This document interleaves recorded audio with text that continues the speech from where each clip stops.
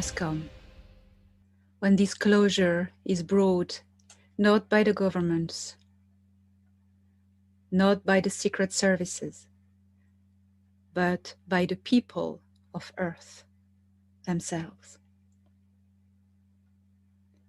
It is no more time to wait for crumbs of disclosure, because the disclosure, it is us. Time has come.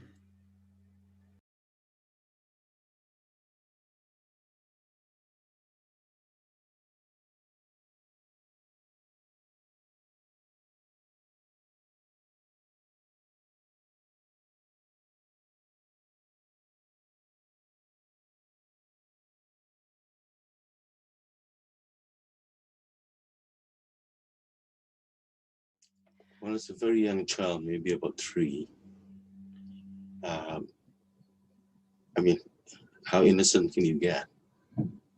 However, it turned out somebody tried to kill me.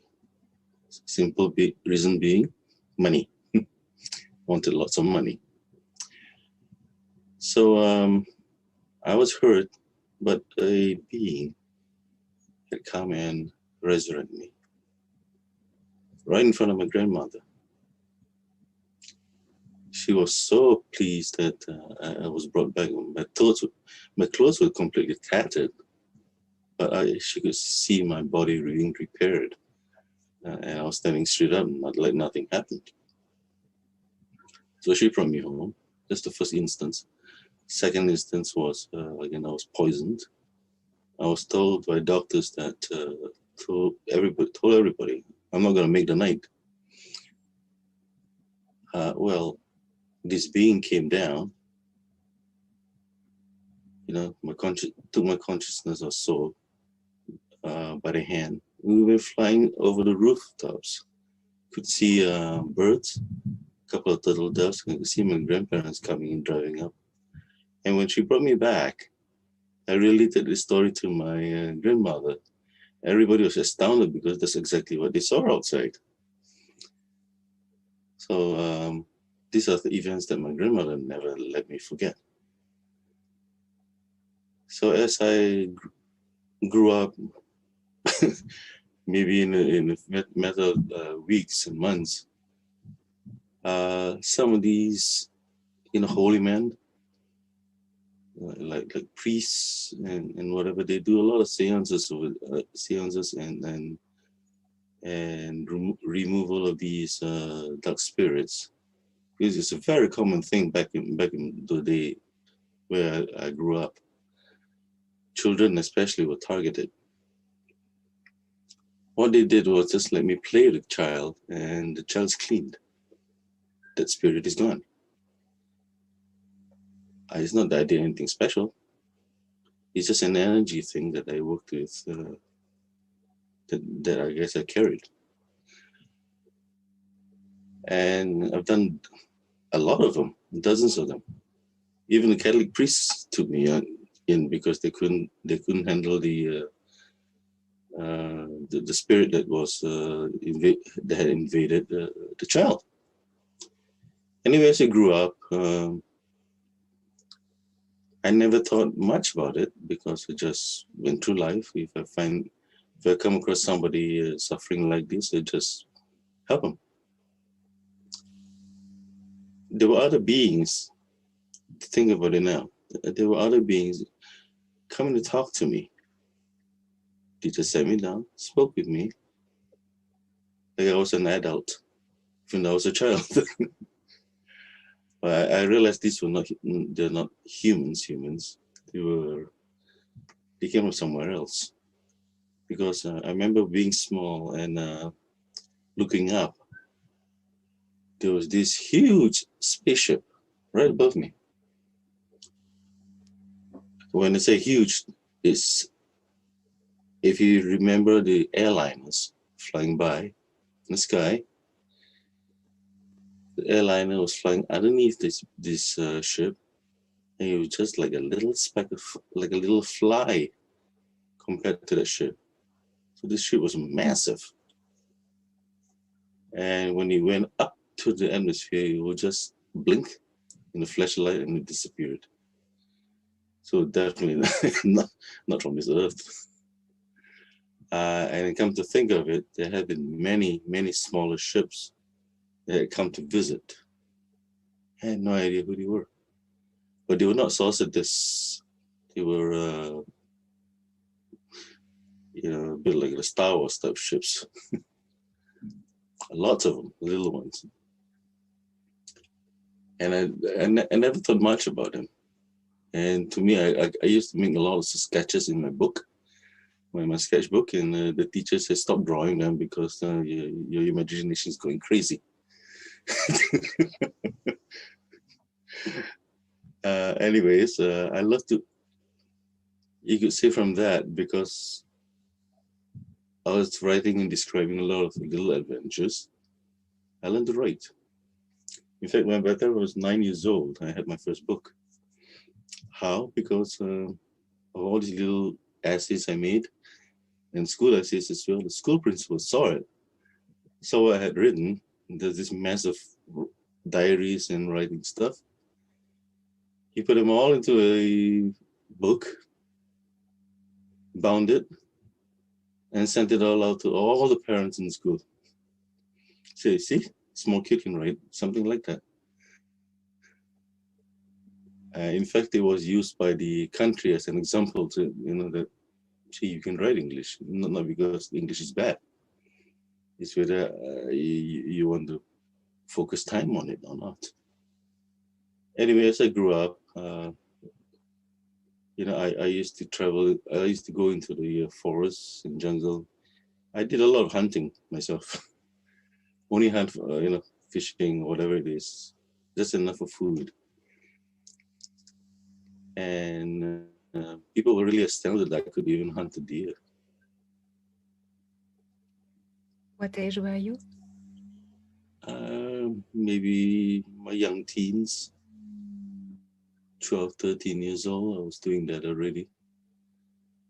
And by the time I was 14 or 15, I was taking people into deep jungles on eco tours. They want to take people and take pictures of tigers, elephants, giant snakes, whatever. We ran into some fantastic adventures, to tell you the truth. Anyway, by the time it came for my military days, I mean, everybody in where I came from had to go to the military.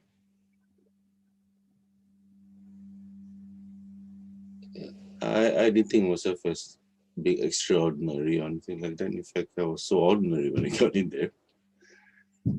I met some people outside.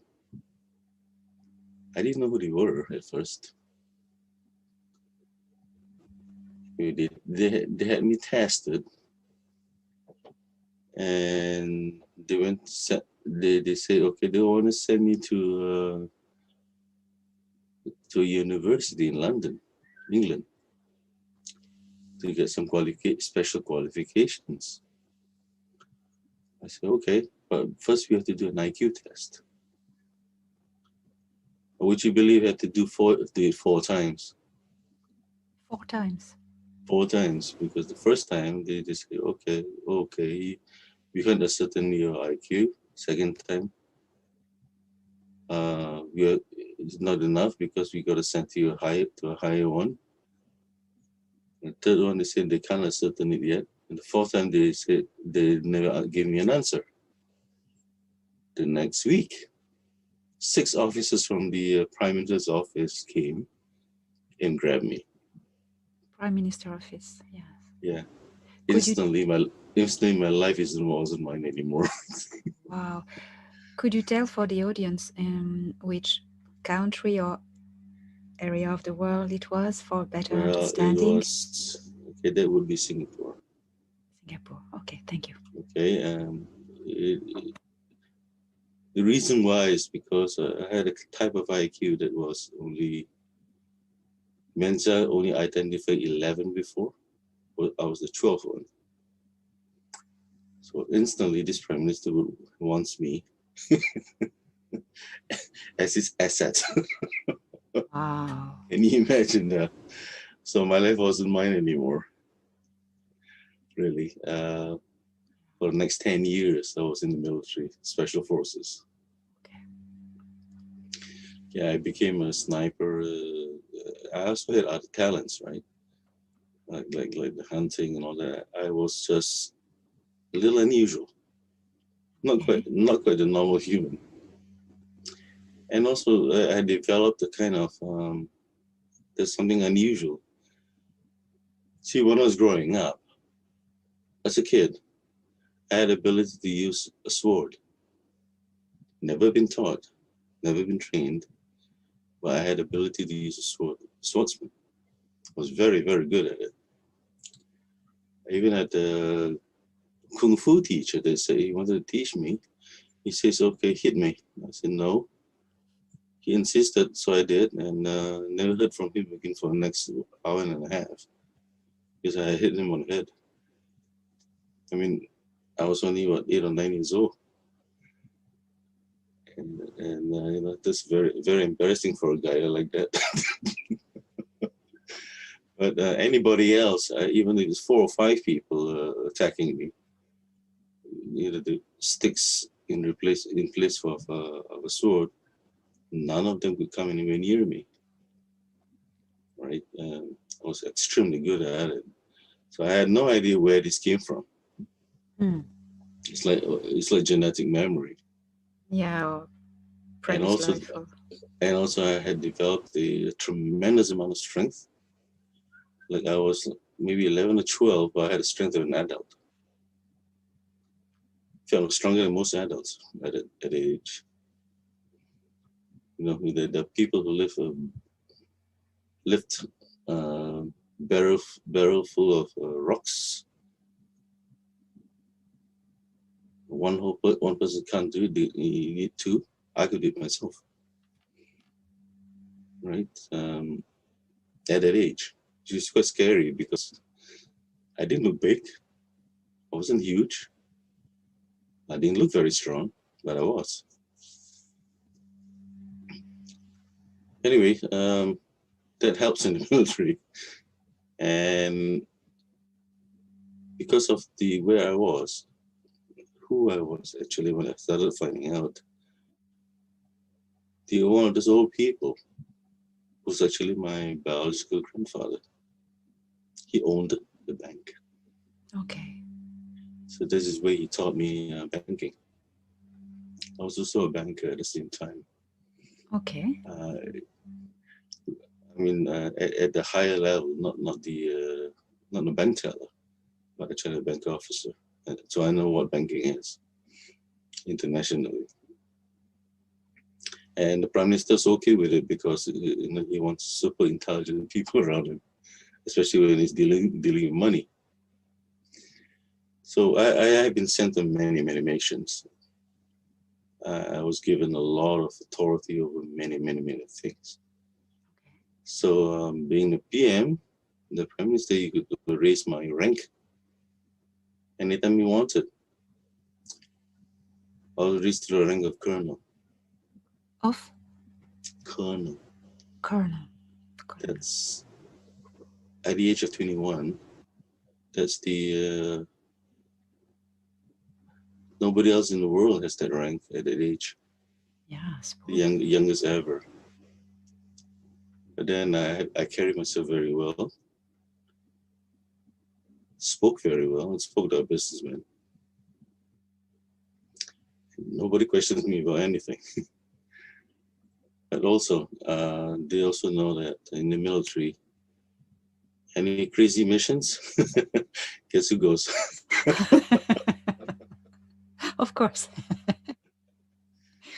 And I was given charge of holding back, uh, having a contingent of military to hold back the Khmer Rouge over in Thailand Yeah. borders because they're always encouraging. Kurzi, and these Pol Pot people, they have a huge army there, and if they ever cross, nothing can stop them. You know, the whole region will be under their control. Anyway, there was one time when they started making an attack. I won't go into details of what it did, but even though we had a very small contingent, we did turn back the entire army. If they had continued, we were gone. But you see, all our weaponry were completely used because our force is very small. But we managed to wipe out the Air Force. We wiped out the floating assets. We wiped out their the hardware, the cannons and all that. So the rest of the army turned around, thankfully. But what if they knew what we had left, they would have continued. Because our guns, our main guns, we only had one shell left. One. Can you imagine that? We fired everything out, we already had one left. Our helicopters were completely dry. We had no more missiles, nothing else.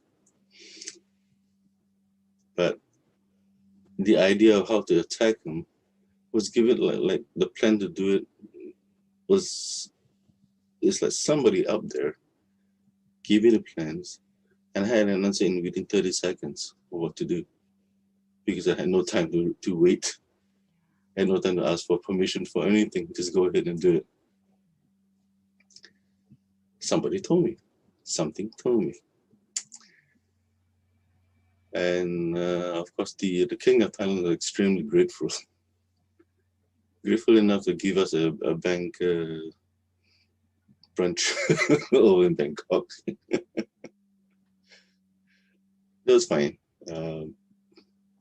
There were many adventures. One that related to ETs. Let's get back to ETs. Yeah. This is very interesting. They have been used for assassinations. Like sometimes Singapore is used as a destination for world leaders to come and have a platform to speak. Yeah. Right. But we're always on the lookout for assassins. And former prime ministers like Benazir Bhutto, the lady from Pakistan, I was assigned to protect her. So me and my team were protecting her. And we were told that by MI6, British, and CIA in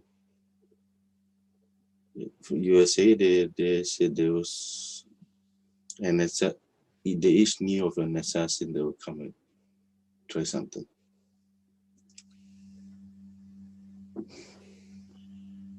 True enough, they did show up, but there was a third one. Okay, no, maybe I said I was a sniper. Okay, but the sniper gun I use, you really can't use it in the city because it's a 50 caliber and carries explosive shells. It will blow through a tank armor. It's a special type of weapon. But I do carry another one, a handgun, which is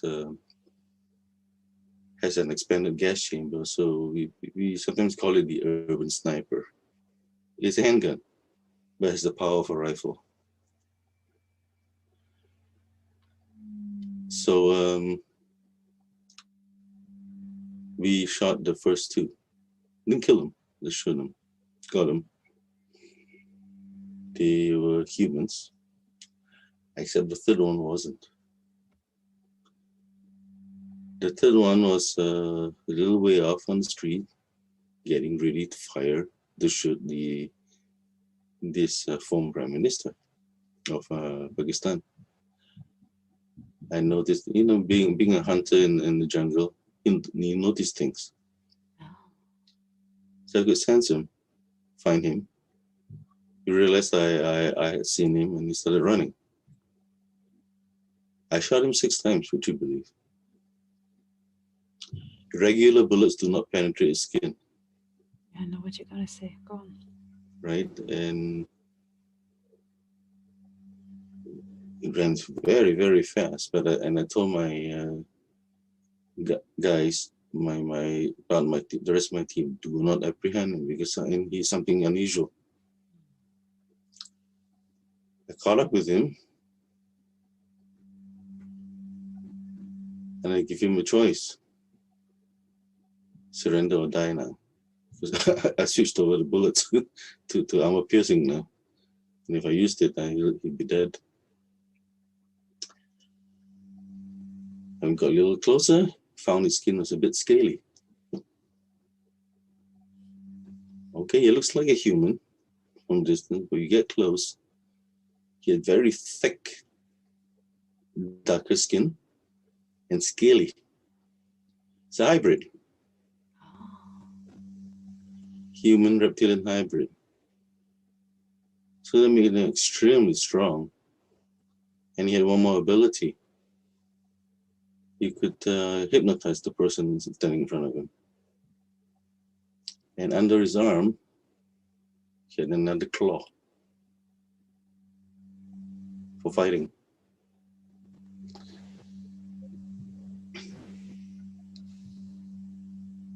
So we arrested him, but when we handed him over, we had no idea where he went.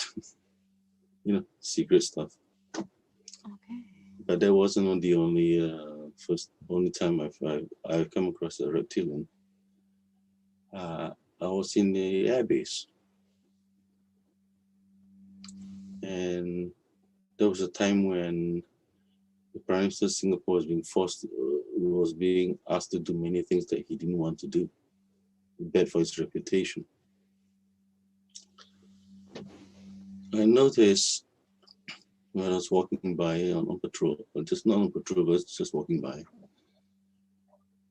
this fenced up non-secured area.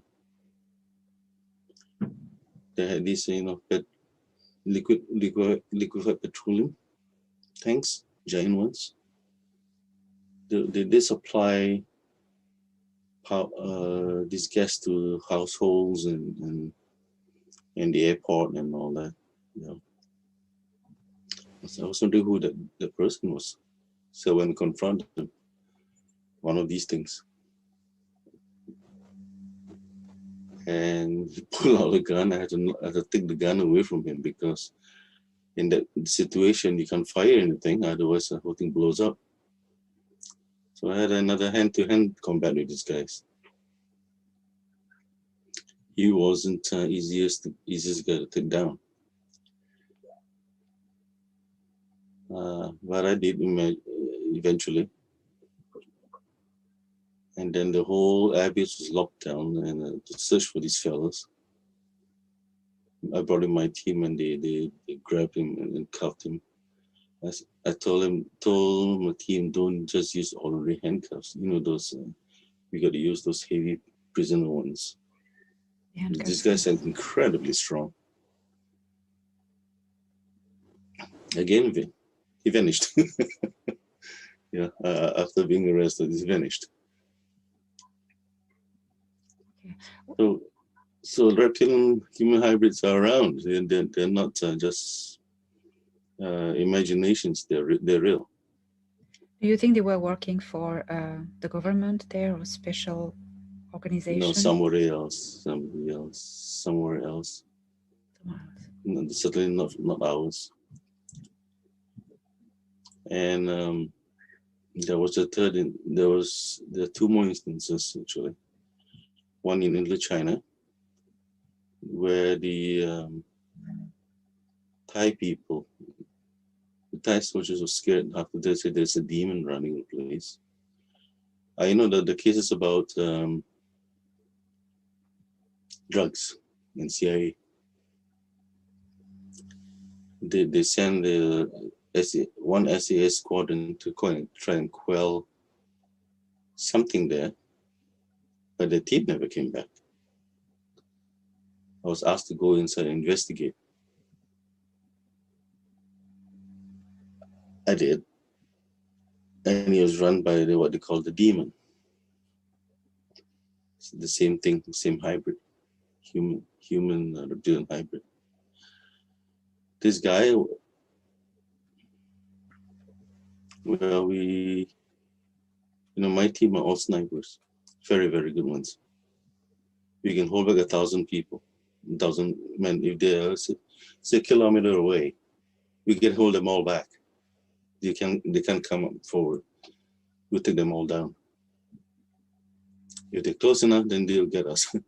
But when they're far away, we have time to get them. So that leader was so-called surrounded. What he did was he pulled out his the old-fashioned sword and challenged me to battle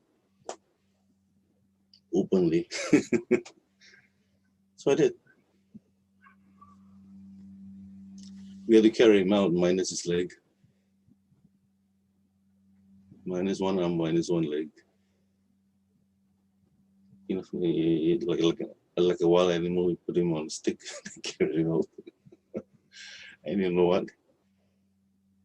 He didn't die. It's incredible, these things, these creatures. They're very resilient, yeah. Difficult to and kill. And by the time brought up there, the police, when they saw him, they just ran away because they said he's a demon. He was still screaming. Can you describe him a bit more? Human-like. Again, very, very human-like. Heavier stature than normal humans. Thicker bodies, thicker arms and all that. Very strong. Legs are a little bit more extended. So they move incredibly fast.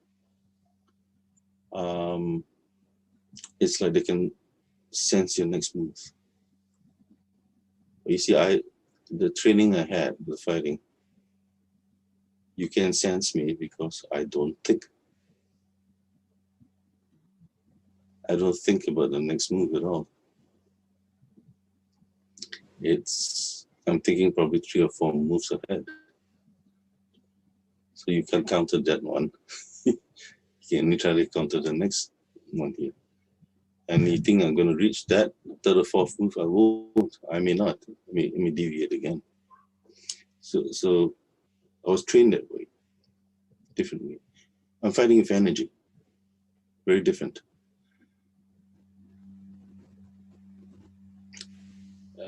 The scales, again, tough as hell.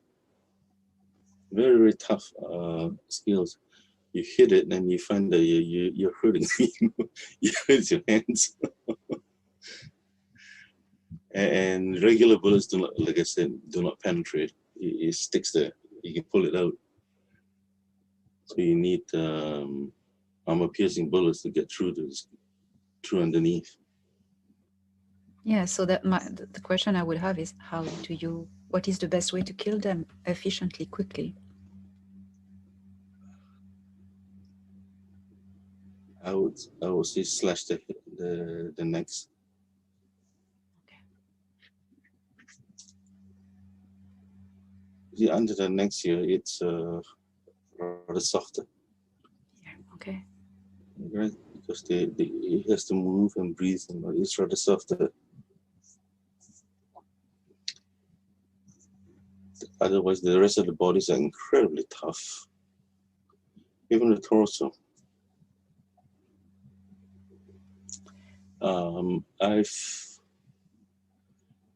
These human hybrids, they do not have a tail.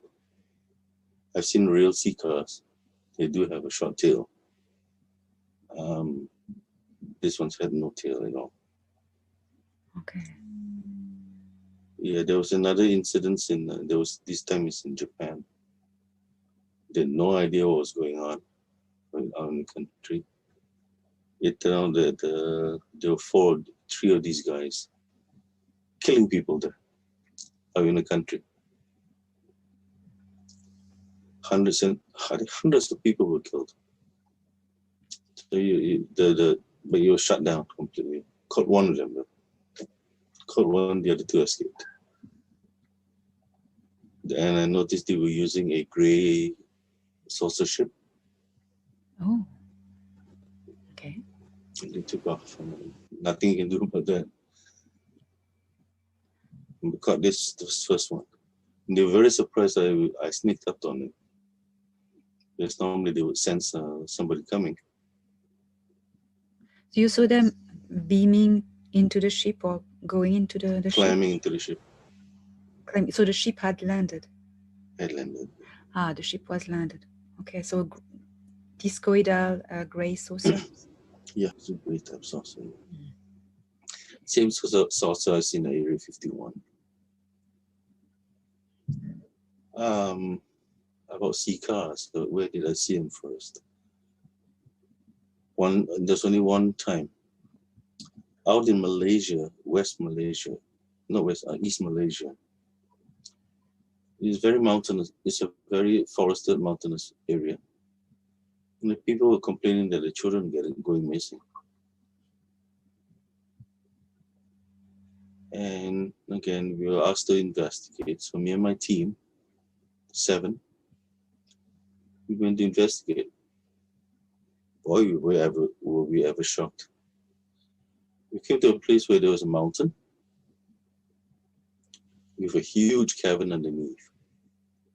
Huge, when I say huge, it's a plane could fly into it.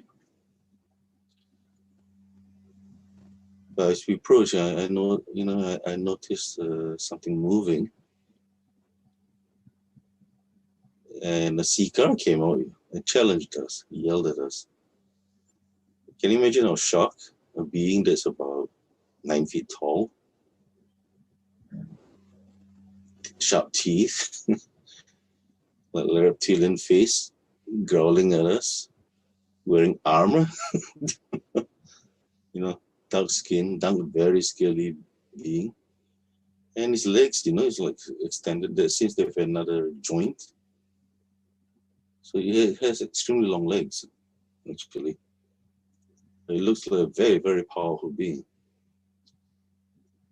And he took out his gun. It's an energy weapon, and just fired at a rock. And, the rock just blew up. It's not small rock either. I mean, it's like the rock's about 2 meters across, but it just blew out right up. What was this gun? Was it an energy beam or? Energy beam, yes. Yeah. So instantly, being the soldiers that we were trained to be, we took off. What do you call took cover, right? And then more of them showed up and started firing, so we fired back. But my guys were just complaining, can't get them at all. They keep bouncing around because the moment before you can squeeze the trigger, they got out of position. You couldn't fire them. You couldn't figure them at all. Regular rounds didn't do anything to them at all. They didn't care. They just stood there, let the bullets hit them and bounce off their armor and their bodies or whatever. They just wasn't afraid of us. That was until I used my gun because of I switched to uranium rounds, the explosive rounds, and that made them duck a bit because those rounds won't kill them. However, they moved so fast, we just couldn't hit them. But we did carry one more thing. I did carry one more thing because I'm authorized to do that. We had a bazooka-like weapon that fires, not the bazooka, not the regular bazooka. The warhead is actually what we call a neutron device. Oh, wow. Okay, it's nuclear. Nuclear. Yeah. Okay. Carry one of them. I don't something that I don't use because it's dangerous. Yeah. But in that situation, we fired one in, we fired the device into the cabin, and almighty blast there, and we ran for dear life after. Because I mean we were completely outgunned by these guys. Their weapons were just incredible. You can't hide behind anything because they just keep blowing it up. You know, even big rocks are just blowing up. Anyway, we ran and didn't stop. But we did send a recce, it was a helicopter search the next day. We found that the mountain had compressed, collapsed, and there was no more stories about missing children after that. So what do you think happened? I think they abandoned the place. And they collapsed the mountain themselves to block the entrance of the cave? No, I don't think so. I think they ran to the bottom. They ran deeper inside because the neutron bomb would have collapsed the mountain. Ah, yeah, okay, yeah. The blast would be powerful and would knock out the mountain. So they gave up and they ran away, and missing children was finished.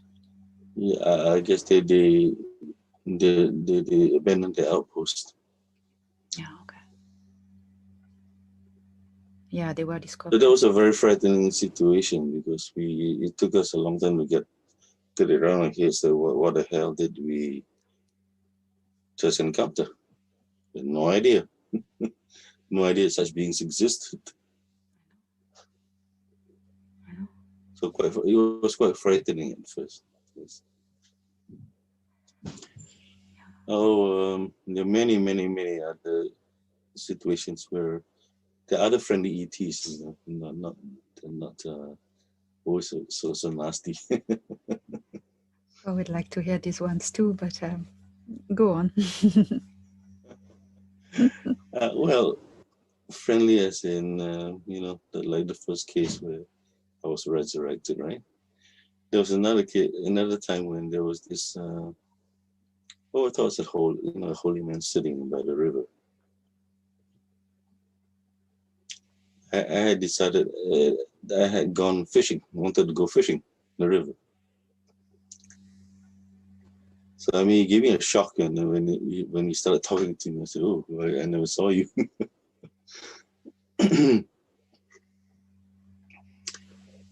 And he was curious.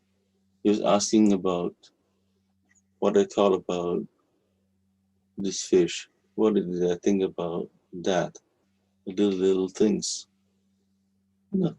Talking about normal everyday things. And then he gave me a little bit of advice and said, "There's more to come in your life." I had no idea what he meant. So he said, be prepared. Uh, Things didn't go south after that. Got very, very bad. But he says, "You will survive it somehow." Okay, well, thanks a lot. But what? At least I was kind of warning you ahead of time.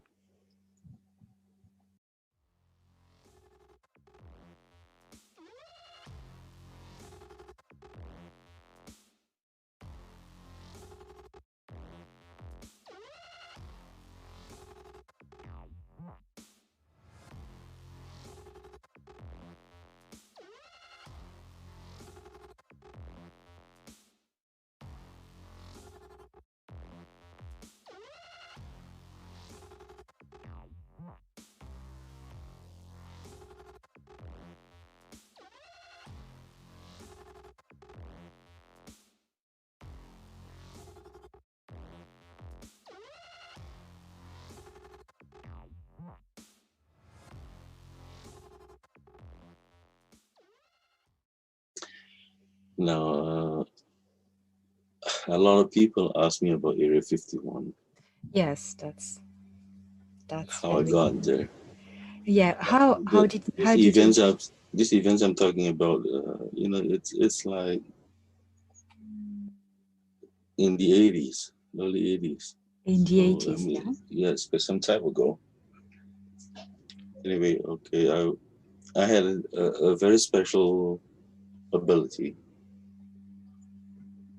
I was tested where they found that I could project gamma vibrations, detectable gamma. You have a meter, and they see the gamma rays, they see the gamma effect. They could actually measure it. The gamma waves outside my body. Yeah. Okay. So I could affect things that way. I know what they mean because sometimes I walk by the television set at the time, and the television set goes off. Do something funny, So since they knew that I had this gamma ability, the there was some not CIA but higher secret service people. They asked if I could be brought to Area 51 for testing, for development. When the Prime Minister heard that it was to do with aircraft,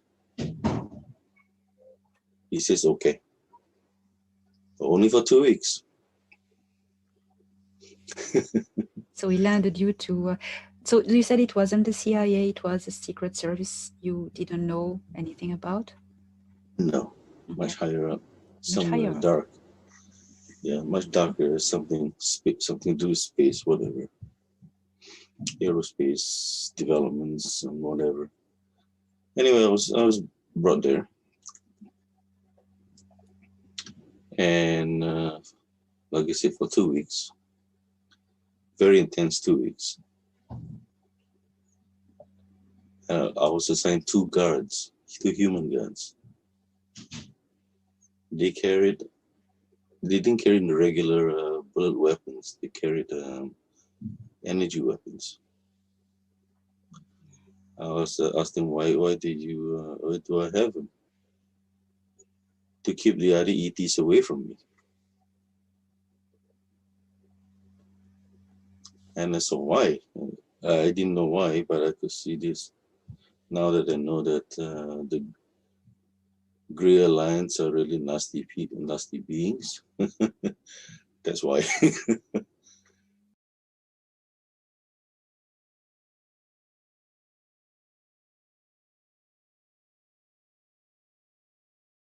Because there are a lot of the little ones running around, they're like little rope androids.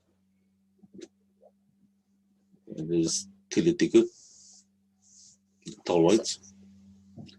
And I did see 1 or 2 of these mitras. So actually, they had horrible attitudes.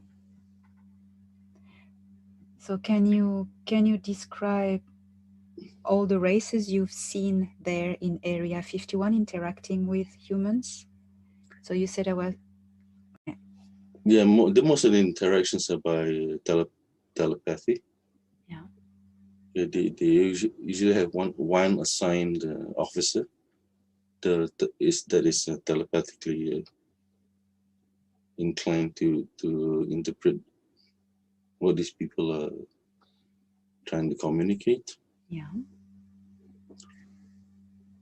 In fact, if there's a scientist there, you have this telepathic guy with the scientist as well.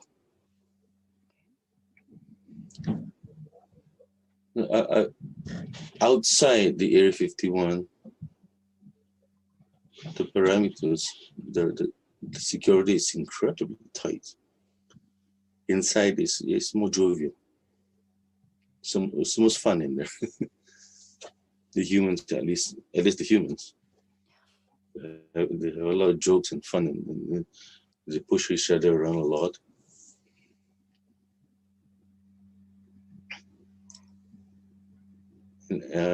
All fun and games stopped when I saw those what they call flying saucers. Then I realized, oh, okay, what's this? What's this floating in the air? And there was some landed with struts, the gray ones. Others from I don't recognize, but they're floating in midair. And most of them are pretty small. No bigger than 10 meters across. But there was one that was like at least 50 meters across, and it's saucer shaped, and it's floating. It wasn't touching the ground. And the beings that go up and down this beam thing, they stand underneath and they go up or down. And that's the one we rode in actually later on. Yeah, you told me you were aboard one of these. But could you describe the different races that you saw over there? So you said the Mitra, Kili, Toker. Mitra, I can remember them very well, yes, very clearly. Mainly because of the bloody attitude they carry. Yeah. Very vicious looking. That they could seem to be aloof, just stand aloof. They all wear these kind of coverall things. And the Mitra was wearing this dull bluish type of coat or jumpsuit, body covering. It must be some kind of armor type material as well. The little greys, they weigh nothing, they just run around. Stink though. The little greys, they stink, yes, absolutely. You can always tell them before they arrive. You smell them before you see them. Yeah, is it a smell like a rotten a bit? Like a bad toilet, yes. Yeah.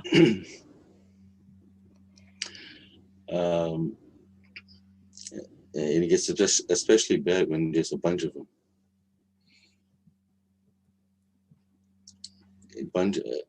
There's a bunch of them in a small room. The humans, what they do is they turn on the exhaust fan full. And this, as we speak about them, these little small greys, what were their tasks? Do you think they were assigned to certain work there or a certain purpose? Yeah, they seem to be doing the same thing over and over and over again. Which was? Yeah, you see them sometimes adjusting pieces of equipment, sometimes assembling some little pieces of equipment, or organizing a panel of some kind. And always after that is done, a tall gray or the metro will take over. Yeah, so they're like little servants. Yeah. Okay. And they never smile. Do you think they could have been like synthetic or real biological beings? They seem biological, but I cannot feel any auras from them. I do not see any auras. I have another talent. I have another ability is that I can see auras. And they have no auras. There are no auras. That's interesting. Yes. So they were assigned to taller greys, you said, isn't it? Yes. These taller greys, were they Mitra or Kelitokurt or another species? I don't see any other species. Only those three. Okay. Can you describe the Kelitokurt as you saw them? Oh yeah, there was like greys, but tall, much taller, longer necks, skinny, and the females have very long hair.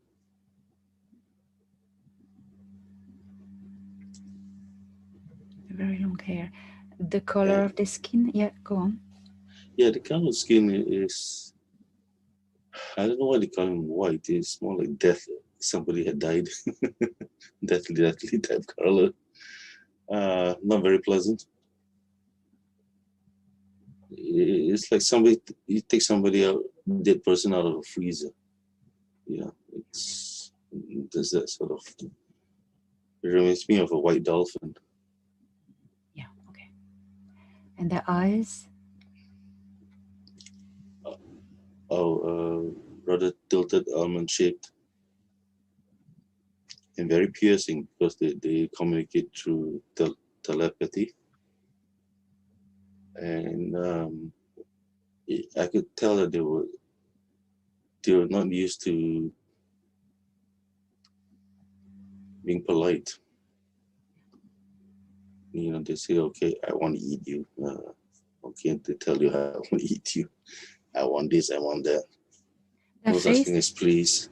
Yeah, were the face human or they had more like traditional gray face? Elongated, like you have a Barbie doll and you slap it flat.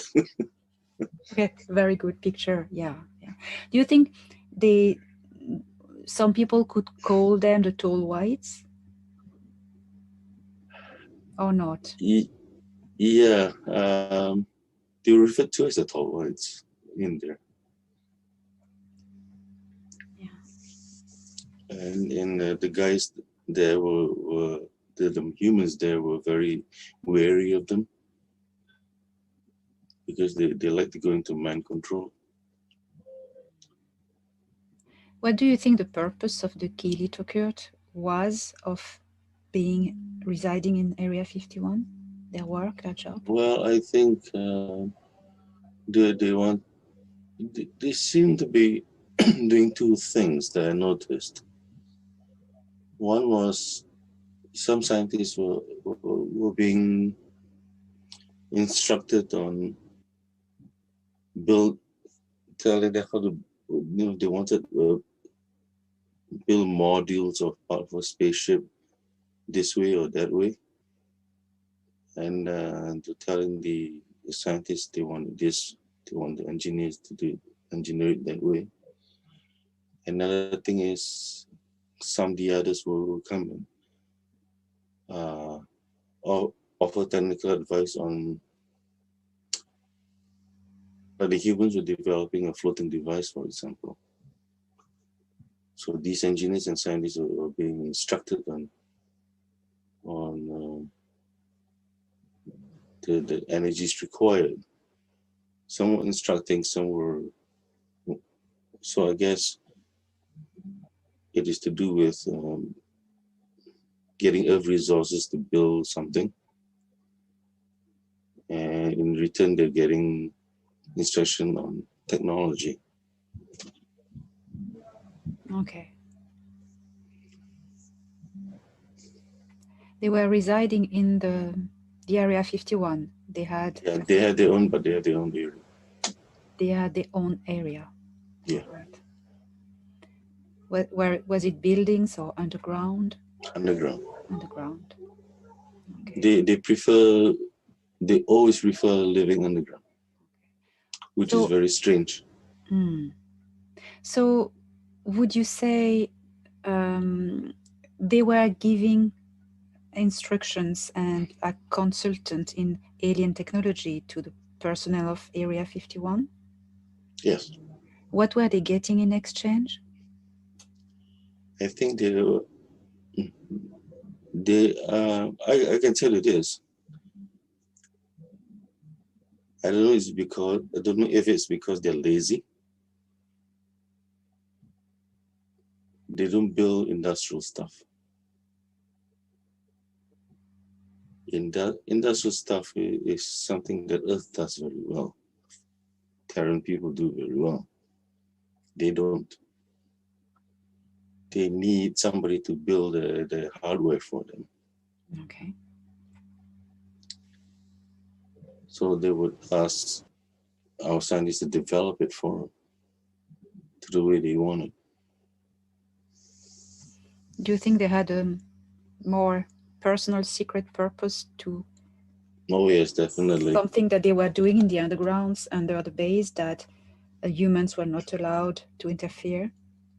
Much, What do you think much it they was? were doing. I don't think there were any human experiments down there. Okay. Yes, Area 51 is more mechanical. Okay. Or in the, in development of weapons and such. So what was a big thing over there was energy emissions. So I mean, so this is where the Earth people, our people, try to transfer this technology to their own aircraft, and this is where I came in. Yeah. So what they do, even if you notice outside of Area 51, sometimes there's a whole squadron of F-15s sitting outside. They're mostly experimental planes. I can, the little history I had with these, what was told was this: they had a lot of volunteer pilots, very good ones, to develop fly-by thought planes. However, normally humans do not generate a lot of gamma projections outside the body. They don't do it naturally. So inside your brain, you can have it blowing up, but the projectile, that's not quite normal. So what they do is they inject this pilot with some kind of a serum that overactivates the brain. And they go flying out and they come back. Do it too often, the brain turns into mush. Many pilots died that way. The brain just disintegrates. So they were running out of pilots. And they didn't want any more of the pilots to die. So when they found me, they tried a different way of doing it. So what they did was they trained me to fly a plane, fly an F-15. You got to learn it very fast, but I do learn very quickly because I learned to fly a helicopter over the weekend. So how was that working? You were in a seat in the plane, and were there electrode or something in your technically the details? This crazy helmet. Please. These things sticking out all over the place. Okay. And there's a bunch of equipment behind. So what they've done is they had ripped out the back seat. This is an F-15F, it's a two-seater. I was sitting in front. I was I'll be the pilot, and the co-pilot seat will be ripped out, and all the equipment is there behind me. But in the meantime, I was wearing this helmet with things sticking out all over the place, like a giant virus. So I would take off and land, a lot of practice flights. And then they put me into maneuvers. How did you just think that the plane? So initially it was flying by hand, right? Yeah. And later on I start to be hands off and let the instruments take over. But by thought. Okay.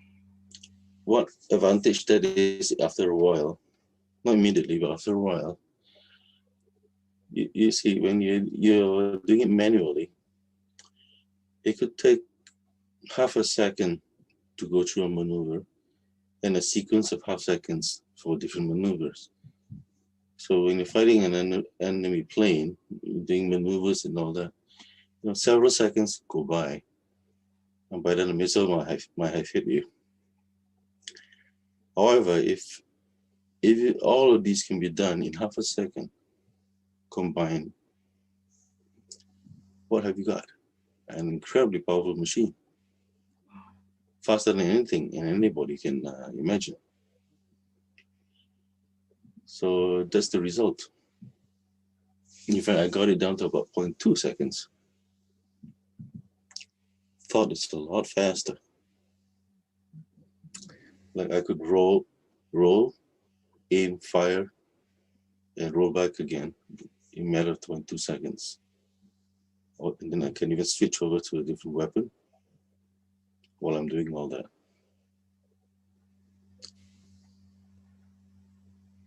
Which is quite unheard of. There's no pilot could do it manually. So the engineers were really overjoyed that that can be done, because they had it on record, right? They say, okay, now the plane has that kind of record. You can do a lot of things with future weaponry. I don't know, but for some reason they stopped the program.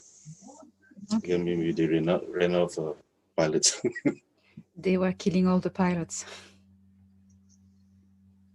Yeah. Yeah, they better stop. Well, nothing can stop them. I mean, I don't know, these people have sort of ethics. Well, a different one anyway. Yeah. But anyway, that was fun. So at the end of it all, they gave me a patch to call, if you can fly what we call F-15 Eagle, that's the plane. Eagle, yeah. So they could say Eagle Driver, the patch for you. So you have been on board a ship, a gray alien ship. Yeah. Tell me about that. All right, we were invited. This was not the Gray's idea. It was one of the general's ideas. Want to give me a ride? The Gray general wanted to give you a ride. No, not the Gray general. It's human. The human general, yes. He wants that the Greys give you a ride. Yeah, and see, sometimes they do take trips, short trips, here to there. So I said, okay, sounds like fun. Yeah. So my guards and his guards, and so I mean there were like eight or nine of us humans going up. It's kind of weird feeling when going in that energy thing going up, and it's like you're prickling all over, and you go lifted from the ground into the ship. Oh yeah, you were lifted by a beam, energy beam, into the ship. Okay. Yeah, weird feeling. Yeah. And we were told, okay, this is like seating area. You may sit here and observe the Greys functioning. Was the little ones? The little ones are all on the panels. I think that there's like 6 or 7 of them. They're all on panels working. And there was this Teletikud standing right in front, making sure that everybody knows that he's the captain. Uh-huh. You know, that kind of thing. Anyway, so when the ship started to move, it was wobbly. Wobble. And the couple of little Greys and the captain turned on me, looked at me and said, "Stop it." I said, "What?" Keely Talkers told you, stop it. I said, stop what? No, I just looked at him and said, stop what? What? So I wasn't afraid of him What? either.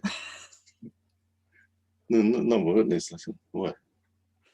The general's laughing and says, you're not afraid of him either. Well, why would I be afraid of him? There's a reason why. General started and said, well, what's wrong? He's interfering with our controls. Huh? How am I interfering in the controls? It's because I'm focusing on the panels and they're sensitive. Oh my God. So you could, if you I've were taken over. allowed, you could have taken over the ship and Yes. navigated it. Yeah, because the game projections for me were very strong. Yeah. Right? I was stronger than they were. Wow.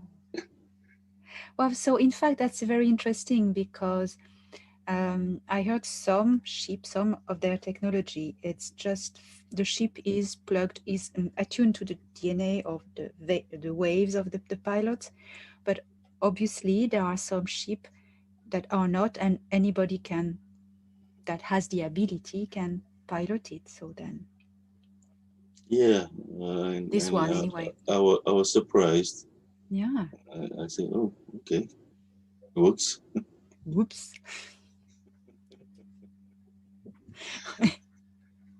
If there was a big talk, Quite amusing actually.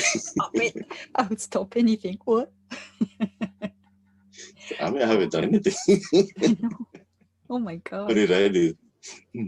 Wow. What was their uniforms, the Keely to Kurt? They had a uniform? Uh, yeah, I won't call it a uniform. It's more like a coverall. More of a, sorry? More of a coveralls they're Cover. wearing on Earth. You seem to be wearing a different one Mm. than they would be. I've seen others that come and go from space coming down. Those are probably the uniforms, but those on Earth, I think it's a different one. Mm-hmm. They wear something different.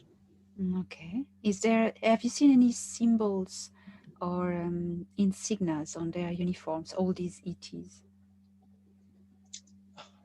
The for these Tilly's people, no, I don't remember the insignias. But I do remember the matrix. The triangle with the stripes. That's it. A triangle with three stripes. Yeah. Yeah, that's it. Yeah. They all wear the same thing. Okay. Now, please tell us about the Mitra. So, what can you tell us about them? Not a lot because they were being kept away from me. But they were interested in who I was. They did they did ask questions. They did try to approach. But my guards would point their guns up and I says, go. And they don't come any closer. Yeah. How was their general behavior, attitude, the Mitra? Rude, Rude. vicious. They can't answer you without a hiss or a growl, something like that. I mean, think of a tiger. Yeah, like a tiger energy, very aggressive, aren't they? Yes, very, very dangerous sounding. Well, I can tell from the energy that they were aggressive. were they smelling as well? Some. Yes, okay. It's like a mold type smell. Old type smell, okay. Were they residing on the base? I mean, probably underground? Yes, they also on base. They had their own spot. Their own spot. Were they getting on with the other greys like Hilito Kurt? No, they ordered them. They didn't get. They're not. They don't seem like allied or buddies. They just ordered them around. They tolerate each other. and very often they come very close to a fight actually. Oh, between Mitras and Kilit occurred, yeah. Yeah, Believe that. not unusual. Not unusual. Okay, I believe that. What do you think were the purpose of the presence of the Mitras in Area 51?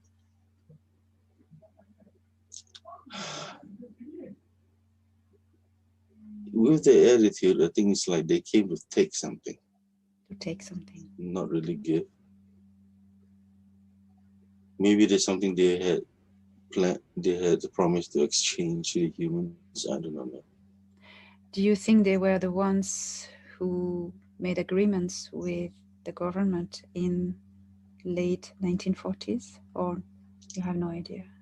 I don't think like 1940s. I think more recent. More recent. Do you think they were taking people using humans? I think so because they have an attitude of when they saw me, they wanted to approach and wanted to know me.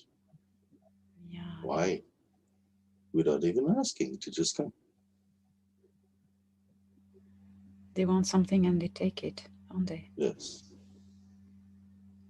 And you can see that the guards were ready to shoot at them.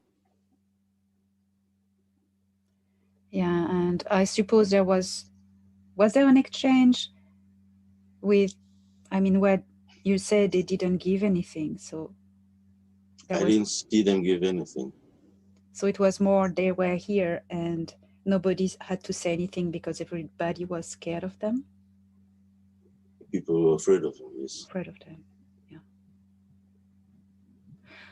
Who owns? And they carried one more thing. One more Oh thing. They yeah, yeah, yeah. carried an energy weapon as well. They had a packet, something. And they carried an energy type weapon that is like a bit of lightning. You fire it out. So whoever's at the end of that thing, he's going to be fried. I saw them use it once on some equipment, and they just because they were unhappy with a piece of equipment, they fried the equipment. Yeah, Incredible. They had incredible power carrying them. very impressive. What about the interdimensional side of these beings? Do you think, and they had, have you experienced they had activity on other planes of dimensional planes? Were they able to shift dimensionally or modify the fabric of space-time? Yes. One time, I noticed that the Mitra, Mitra?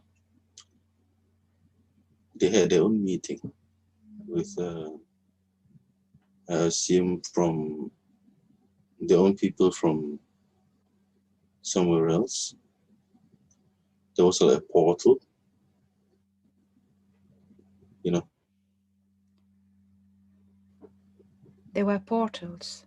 I could see that the room, the area there where they were, Yeah, clear air, and then there was this watery like effect around, and they like stepped through it.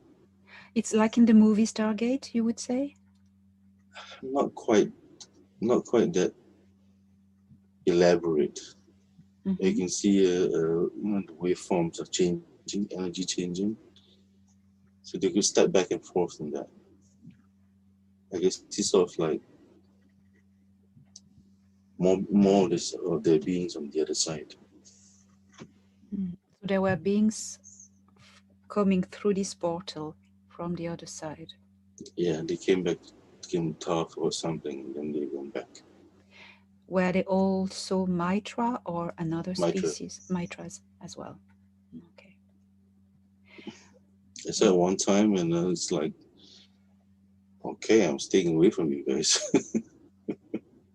Anyway, what about the different ship? Could you say they had each a different type of ship? different shapes? Yes, different shapes. I cannot really describe exactly what they look like. Um, but using the grace shape as a basis, they they actually look very similar. Okay. But I noticed that the mitra ships have a lot more energy. They glow a lot more. Hmm. Okay. And also you could feel the energy more. You come too close, it's like you feel that they might fry you or something. Yes, it's the energy field around the ship that you Yeah. can't approach. Um, have you learned anything about this technology? How it was working, this energy field, for instance? Very basics, the very basics I did. And that's one more reason why the humans keep me away, because I pick these other things up very fast. It's because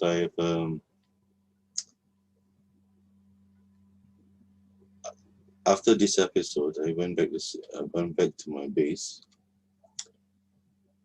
with parts from the old aircraft. I developed, I made something like a floating device. A floating device? Yes, Yeah. it's small, but it would handle I don't know how many hundred times its own weight.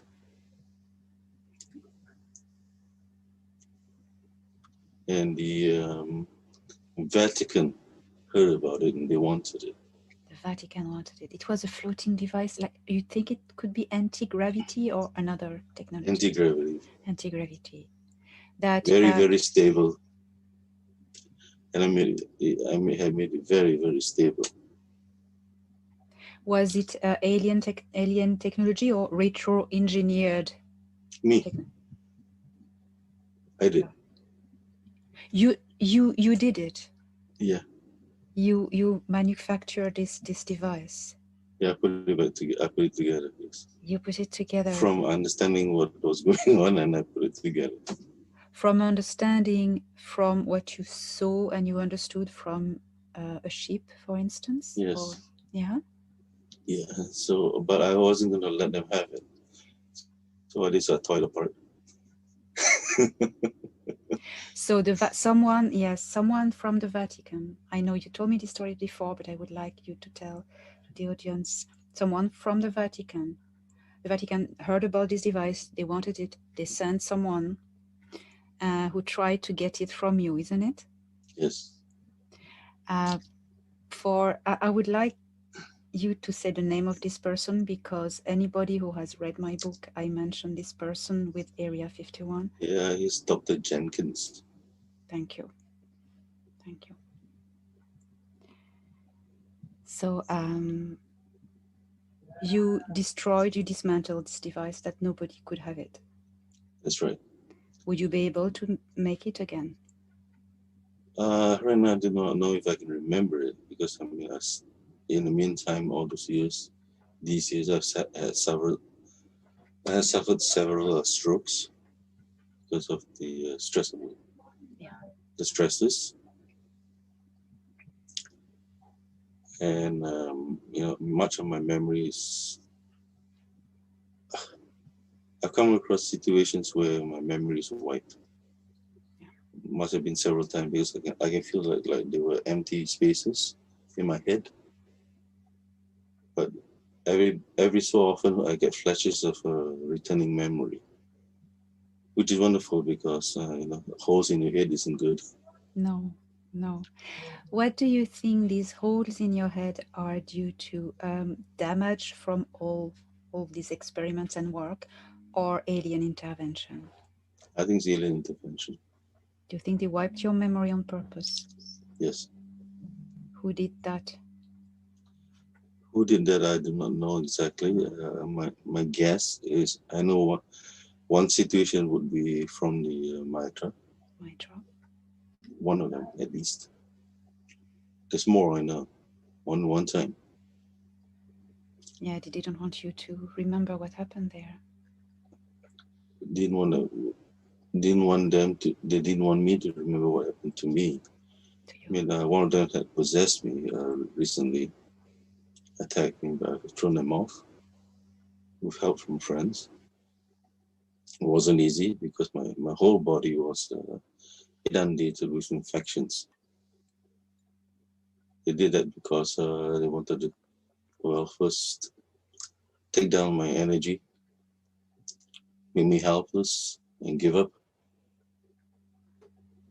But you see, I will not give up my mind, No, no matter what. they are still bothering you and attacking you since all these years. Yes, still are. You're still fighting But I've them. learned to fight back recently.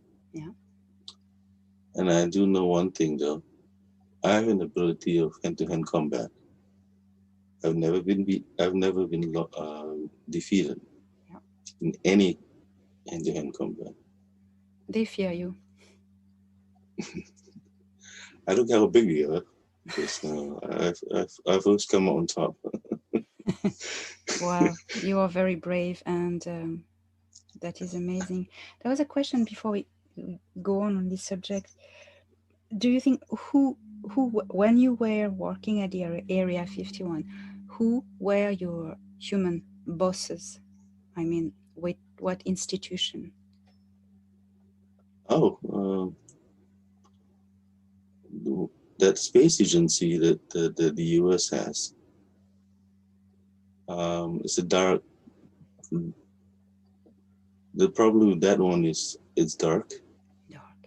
Also linked to the Vatican, Okay. which is the part I do not like, because I run into situations with the Vatican that I really abhor. I'm really shocked that they do things like that. Like I had a mission with going to Bhutan to save a village with Gurkhas, with a whole regiment of Gurkhas. We didn't know it was the French Foreign Legion working for the Vatican. They were stealing artifacts. But we stopped them. But by then, half the village had been killed, unfortunately. So, you see, doing all these things, it's no wonder that for decades after, they were coming after me still, trying to assassinate me. Yeah. Even recently, even when my child was growing up, they tried to kidnap my son. Yeah, but really, you hear the story about trying to trying to steal a cub from a lioness. No chance. Yeah, but for 20 or 30 years, I was fighting assassins coming in from nowhere. So life wasn't all that peaceful. So imagine the stress I had to go through. So yeah. So since you left Area 51, when you left, were you threatened not to speak of it, I suppose? Yes, ordered not to speak, but the prime minister says, "Talk about it. I want to hear."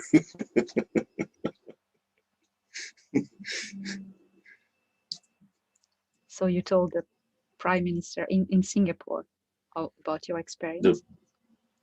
prime minister and the higher military. The high military. Okay. Yeah, you have to tell them. You can't just shut up. I mean, Yeah. I'm walking around with that eagle driver patch. I mean, everybody wants to know. You had a patch? Yeah, see, once you're pilot of 915, Oh yeah. they give you a patch called an eagle driver. Yeah. It's, And that's what I got. I walk around with it. So it's, a lot of people got very, very interested. How did you get it? yeah. Of course. I mean, I also got a Gurkha sword. So that is fascinating. What else do you remember about that you witnessed, you saw in Area 51 that you haven't said? Okay, yes. Memories do come back. The floors can move. The floor can move. Yeah. Huge slabs can go across, can be withdrawn. The ships can go down. Sometimes underneath where we are walking, it's a very huge ship underneath. Oh, you mean that the floor slides open and the ship Yes. go down and there's facility underneath? Yeah. And underneath the tunnels, Yeah. like this mountain here to this mountain here, they're all tunnels. There are more tunnels underneath than there are buildings on top. Yeah. And many levels down. Yeah. One place I went down 10 levels. 10 levels. Is it what's going on in these undergrounds? Weapons research, technologies. It's mostly mechanical. Yeah. Mechanical, electronics. It's not unusual to have things floating by without anybody controlling it. Wow. And would you say that the aliens are walking around with the people, with the employees of the base? No, they have generally their own area. There's a co-mingling area where what they call the working areas. This is where they commingle. Oh. Other than that, they don't have that buddy relaxed atmosphere when they are off work. Dangerous. It's dangerous for the humans. Yes, so they're all like, they don't like humans, either the Kilitokert or No. the Mitras, and we know that, but that's really important to explain to the audience. And so the Mitras are there. We don't really know what they do, but they abduct humans. That's it. They have, you suspected that they were working with taking humans, but nobody really knows. Yes. Because you see that portal technology, they grab somebody, nobody's gonna know. Yeah. Do they teleport people just like this? Do you think? I think they have an agreement not to do that. I think. Okay. Because the Earth, they need the Earth beings to build things from them. Yes. So they need to, not to be too horrible I've with them. seen them take modules of stuff, heavy stuff. They've just been created by the humans, delivered to them, and they carry it and go through the portal, and they take it away with them. Okay. I've seen that happen. Okay. And the Kilitokert are there for slave work or mechanical build stuff? What would you say the main purpose of their presence then? Really, for us to build things for them. For them, okay. They use us for. Unfortunately, it's military weapons based. Yeah. I can tell that they might be creating some kind of armor or some kind of gun. Okay. Or some kind of a firing module, if you go to a battleship on Earth, you see turrets of turret and gun. They have their own version of it, much smaller, but there's a version of it that they put on the ships.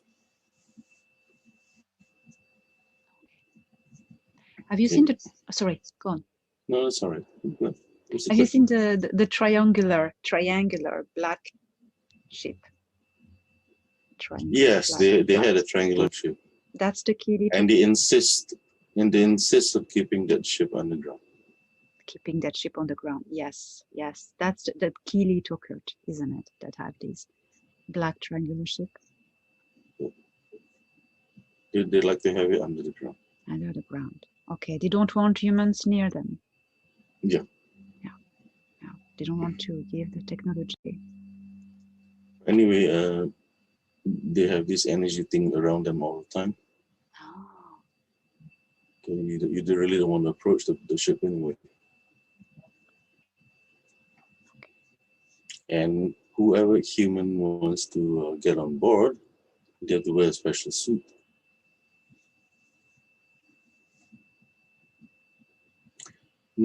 Not my cup of tea. No. Well, if they're not friendly, you think twice before getting on board, isn't it? Yes, I wouldn't get on board with it.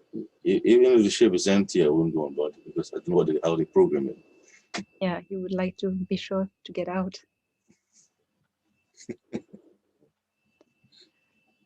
Wow, these are amazing. The friendly ship, so that was a very unusual ship. It's not even like a ship, it's more like a shuttle. Which ones? More like a shuttle. Yes. Okay, like a small bus. Who used this ship? I have no idea. They didn't tell us. Okay. My sense is from friendly ETs. Oh. It floats there. Anybody can approach and touch it even. Wow.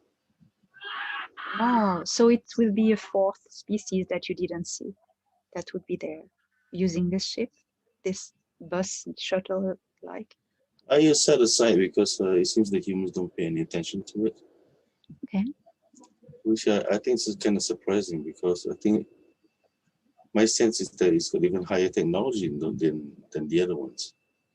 Oh. Much higher. It's a very responsive ship. It's conscious. Like if I approach it, it sort of like moves a little bit, which is I found it a little unusual, and get a sense that it is alive, awake. Mm. But yeah. I do not know whose ship that is. Okay. Maybe given to them. Maybe. Maybe it was given to them, but they didn't make use of it. Or maybe, yeah, maybe they took it from somewhere, captured this ship, and who knows? Maybe, but but the funny thing is, it's a friendly ship. Yeah, you felt it was from a friendly species. Maybe Yes. it was captured and brought there. Who knows? It could have been a gift. As a gift. Oh, okay. I mean, if this technology is a gift that's non-nuclear, Yeah. I mean, Interesting. a benevolent ET would want you to figure it out. So yeah. What have you heard about some ties between Area 51 and Wright-Patterson base in Ohio? I heard about the underground tunnels, The underground tunnels. Okay. and they actually have trains going back and forth. Because sometimes I see a bunch of people in, and other times I see, but they didn't come up on the surface. Where did they come from? Yeah, that's the big web of underground connecting all the military bases, the dumps, and everything. Yeah. Yeah. Wow. Yeah, I don't know that, but I do know that it's not human experiments that they have underground. Area 51. So it's mostly mechanical, weaponry, energy, digital, and there's lots and lots of computer stuff. Are they working also or mind control devices or things? Mind control devices is very, very common. It's like the offices, the modules, you get a lot of robots or sometimes humans wearing all these crazy devices on the head, and instruments are always running. So are they humans walking around with these devices on their head? Not walking around, Yeah, they have to stay inside. yeah. They have to stay inside and attached to the system. Yeah. But they do have what you call, the space centrifuge when they train you to take G forces. There's all that stuff in there. Train the humans. Do you think there are humans um, that are taken in space out of world to go to other planets to work with these ETs somewhere else? Oh yes, Yeah. oh yes. I've met a few of them that they say they just come back from Mars. Huh? To me, it's like, is that possible? At that time, I didn't understand. And so I asked them, do you ever go back? They said, no, they're slaves. They work like slaves. If they don't work, they get thrown outside, and they won't last 2 minutes. So you met humans, military personnel coming back from Mars. I won't call them military personnel. No. They're more like technical people. Technical people coming back from Mars, saying that there are facilities there where humans are used as slaves. Yes. And who are the slave masters? Have you? Yeah, I asked them that. Say like, who controls you? Yeah. See, they told me that there are a lot of these little grey ones running around with little guns, Little Grace, energy guns, Mm. but the scary ones are once in a while this reptilian guy comes around. The reptilians. Yeah, some reptilian ones come around, and those are the scary ones. The scary ones. And the little Greys work for the reptilians. Yes. Yeah. If Yeah. the Greys do something wrong, in fact, what the reptilians do is sort of rip the heads off.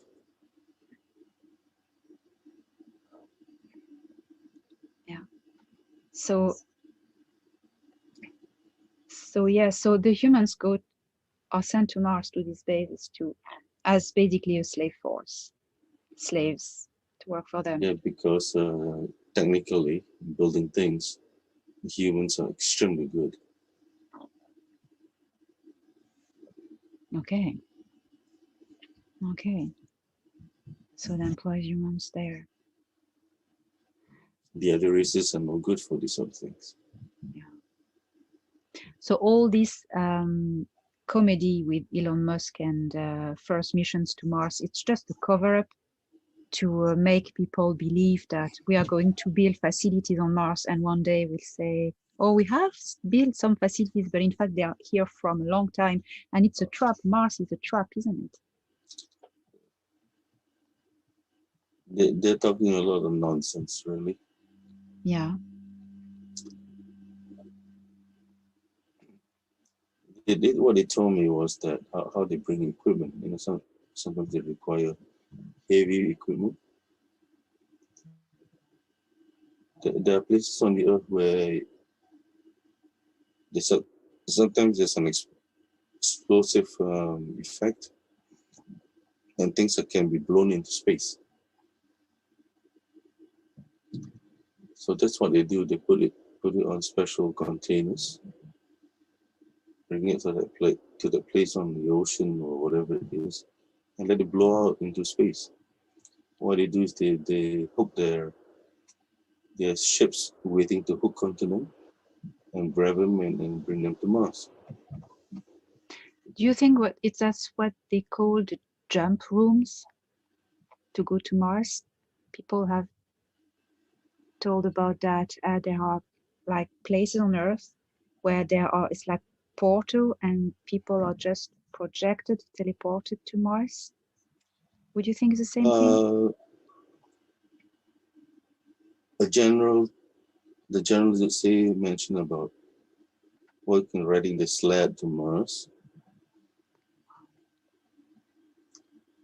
Um, you transport several people at the same time. But for larger numbers, they need a ship. Oh, okay. Yeah, makes sense. Yeah. Wow. And most of these people, the stories they tell me about traveling to Mars on the ship wasn't the most pleasant because those few hours riding in that ship, life support isn't all that great and very unpleasant.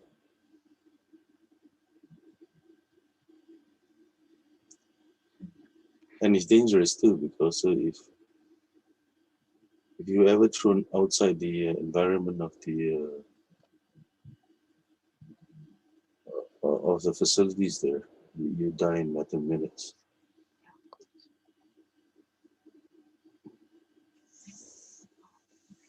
That's why everybody is very compliant. You don't work, you die. Yeah. Yeah. Well, you're confirming a lot of things that I was told as well. This is quite mind-blowing.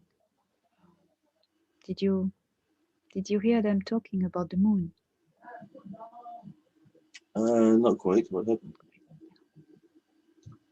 I don't know. There's a lot of activity. So, Why? Well, Stevie, you are very brave to tell us all of this. Do you feel safe now? safe as I can be because I've been looking over my shoulder for decades. You know, this as far as do I need any more? No, I don't want any more of this BS. I mean, what have I done to hurt them? Yeah. I haven't. No. And it is the time, when everyone speaks now, and all these grays are there. Do you think as well as I think that their existence on Earth is nearly touching an end? Would you say that too? Uh, I can feel that at last somebody is being able to take a rod and chase them off to the little corners or wherever they're hiding. It's about time because I'm really sick to death of these people, these beings. Yeah. They've harassed me for so long Yeah. that if I can be part of doing the same thing as well, I'd be very glad to contribute. Yes, yes. But you can contribute as well. Well, hopefully you will be heard if you can. Somebody think you'll be needed, and you can contribute as well scientifically with everything you've learned and understood. So it, I think it's only good ahead for everyone and for you especially now. And Yes. and this because I know you told me there's this Mitra entity that can send like a dog to just torture you because they don't want you to remember. But you've overcome this creature. You have managed to get rid of it and take over. As incredible as it can seem. Um, we are more powerful than them. We just need to know it. But even then, it was a very, very painful experience, Mm. emotionally and physically. It's like, I mean, they have unusual powers as well. Like trying to rip the soul out of my body. You could see blood coming out of my torso area where the soul area would be. But I do know that I am one that never gives up. You won't get it out of me. No. No, and they're gonna go anyway soon. So it's good now. Yeah, yeah. Well, thank you so much for all these informations, all your memories from Area 51. And before I ask you more cheerful questions, is there anything else you remember you wanted to share? I'm sure more memories will come back. Yeah. More finer details.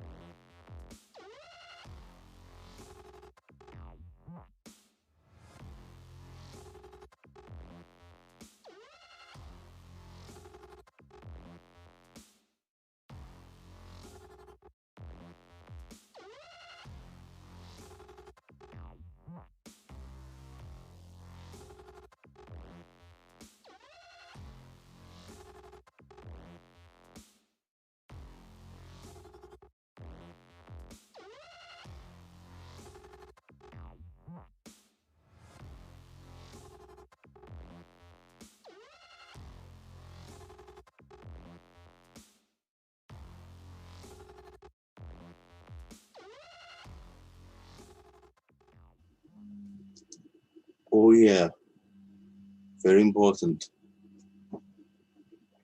The mitra feeds off your energy as well. They torture me because the emotions of negativity, when it's very extreme, they absorb that energy from me. And they get very, very strong because of that. In the presence of deep love, they fall apart. This is You can crucial. literally make them fall apart. Remember that, people. Laughter. They cannot hold on to you. They cannot hold on to high energy. They just cannot. It's like fire on the fire on the flower. It shrinks instantly. You destroy them instantly. Very important. So rising your vibration. Yes. Vibrations of love from somebody else too. You back off from it. You cannot touch it. When Because they're so afraid of that energy. In fact, that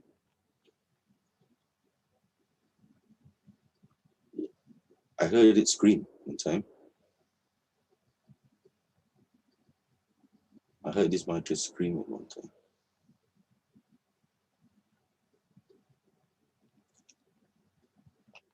So the energy of love and laughter. Yes. Yes. Develop that. Every morning, start, and every evening before you sleep.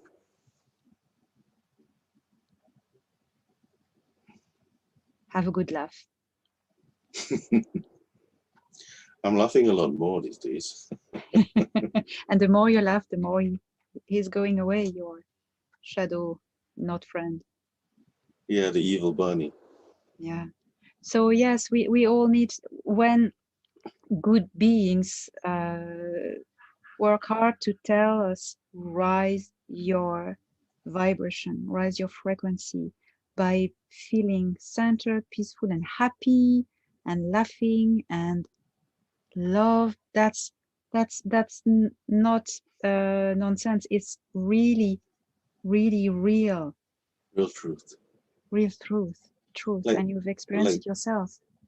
like part of my training in the martial arts in the early 80s, I was asked to lead meditation sessions with uh, Tibetan temples.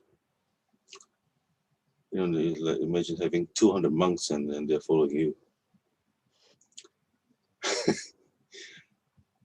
Anyway, I don't use those alpha waves.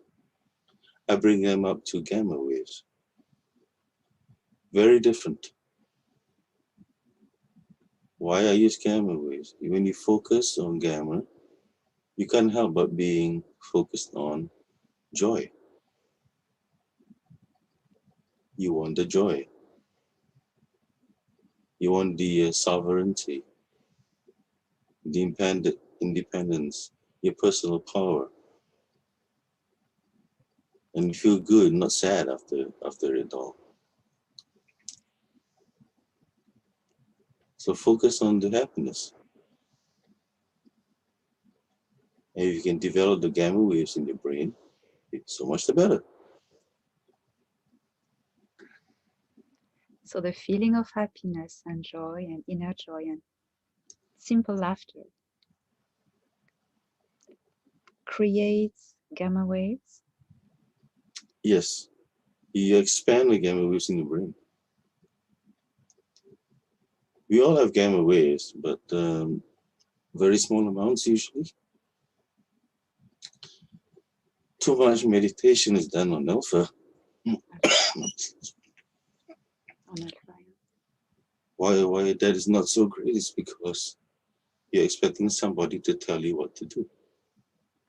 You want to tell the energies what you want, not the other way around.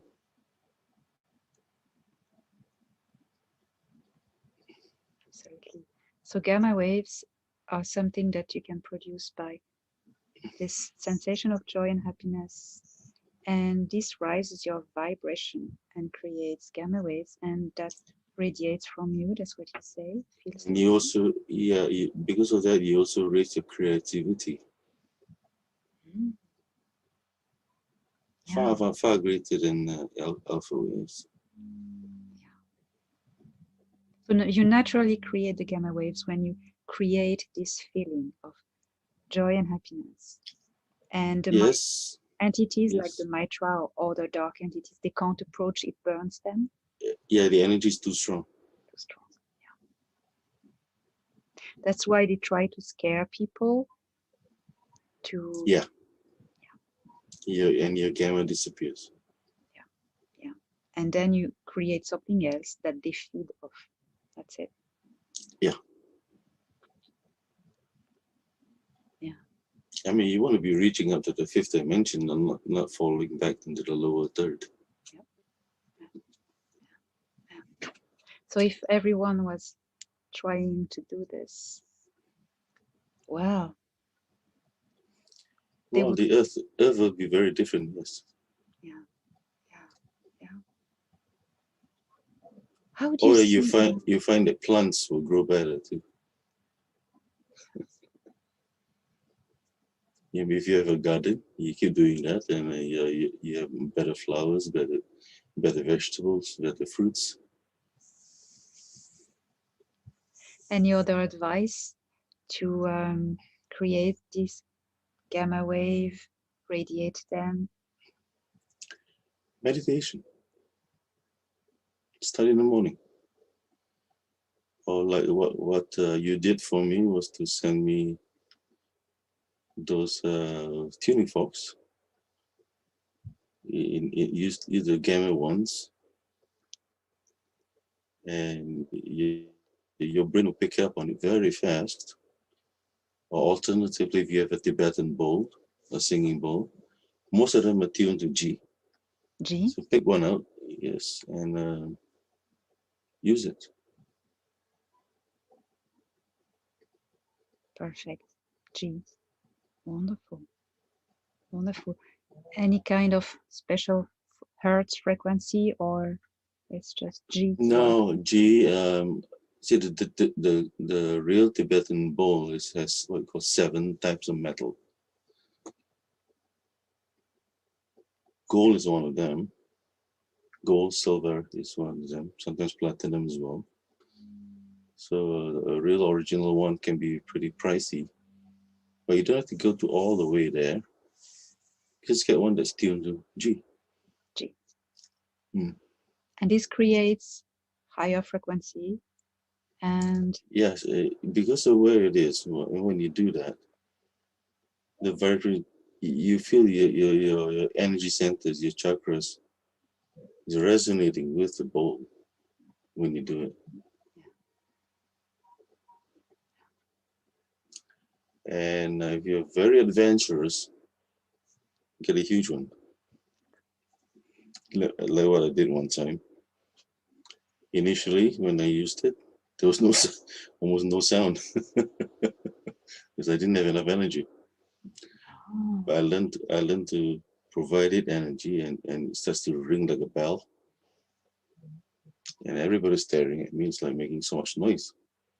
Was it so loud? Nobody's ever made this thing ring so loud before. So it's very energy sensitive. wow, that's impressive. How do you see the future of humanity? Full of promise.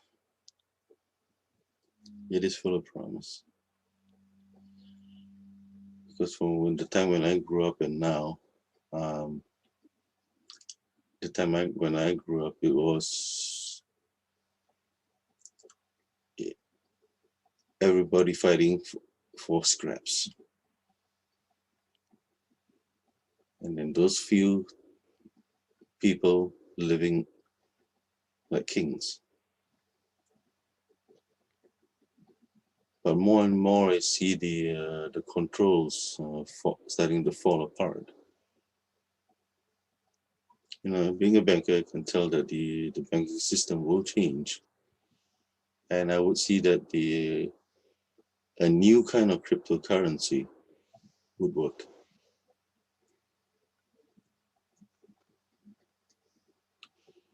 But somebody must go and destroy the old first, meaning, to be fair, you have to get rid of the unfairness.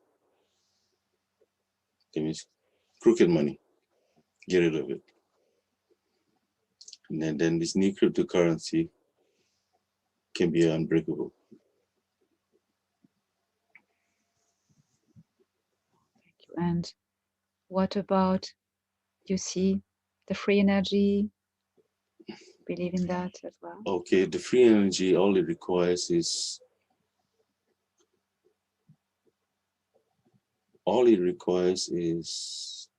one large company making use of a new technology, and the floodgates would open. What I like to see is engines being replaced, engines on motor cars being replaced, because there will be immediate adoption by people. Everybody will want it. And we can start very quickly. Yeah. Wow, this is very impressive. You think what we've learned about alien technology, of course, will be integrated in our new device, energy It device? must. It must. It must, because they're so far ahead. Yeah. At the very least, use their principles. Yeah. See, development of technology is really a spiritual thing. If how spiritual you are,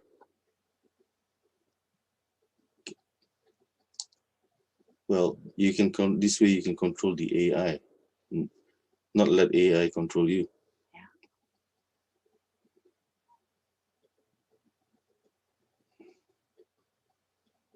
Yeah.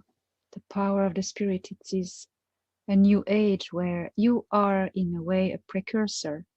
You are a representative of humans of the near future because of your developed natural abilities.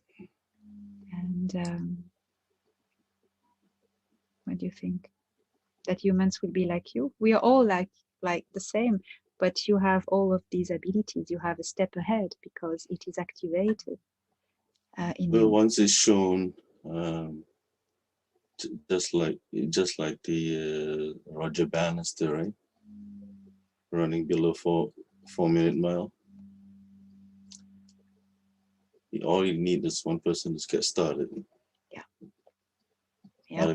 Others will follow. Yeah. Yeah. Where we go, oh, one we go all, as they say.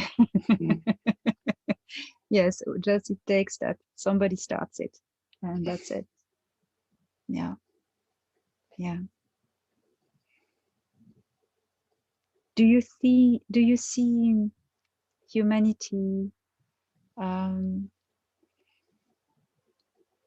walking hand in hand, as we can say, with benevolent extraterrestrials? No, not those you've been have misadventures with, but other ones. Have you felt them near? Have you, what I, Yes, I believe that it was going to happen. You see, people remember the nasty things more than they remember the pleasant ones. yeah, yeah, Sometimes the beings that you come across your life, maybe an AT, you don't even realize that. They gave you a little bit of advice, they give you a bit of hand, you know, as they say, the angels among us. yeah. I mean, I've had people give me, so-called people giving me advice, pointing me in a certain direction, and I have no idea who they are. And just a little bit later on, looking for them, I don't even know who they are. They seem to have vanished. I think you were well looked after. Well, I mean, if you're still alive and victorious now, after all you've been through, you Yes, I have mean, good protectors. even the car, horrible accident in trying to get rid of the metro came out without a scratch, which was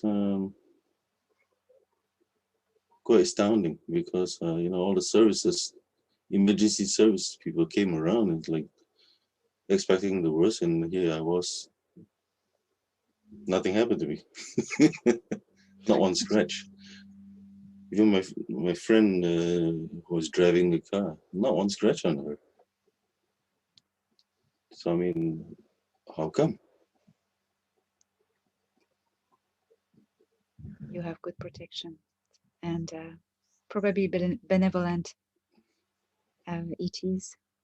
Why not people linked to who you are, your family? Who knows? I was thinking more of a galactic family or Oh, like I wish to know them. I'm I really wish to know them.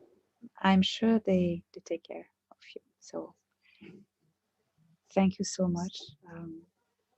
It's been 2 hours. You've been talking. You must be very Oh, tired. Maybe we will speak again another time.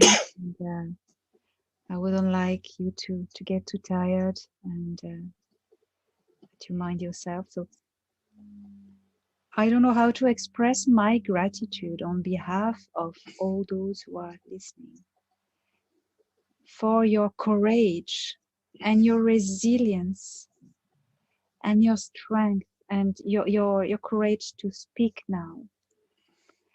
And on behalf of everyone, we honor you and we thank you. And we are very privileged to get to hear what you have to say.